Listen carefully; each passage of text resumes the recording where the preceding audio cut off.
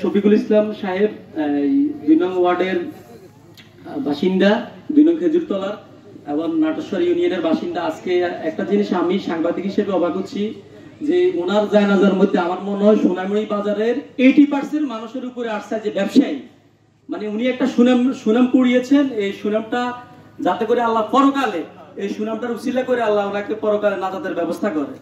আর আপনারা জানেন যে জানাজার নামাজ হলো ফরজে কিফায়া, অর্থাৎ ওই সমাজের লোক, ওই এলাকার লোক, ওই গোত্রের লোক কিছু লোকে এই নামাজটা মানে আদায় করলে এটা সম্পূর্ণ হয়ে যায়, এটা হুজুরা জানেন।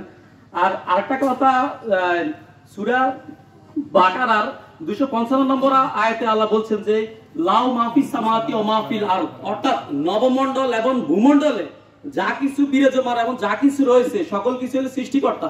আমার দেওয়া জান, আমার দেওয়া মাল, আমার দেওয়া ছেলে সন্তান সকল কিছু হচ্ছে কার? সৃষ্টিকর্তা।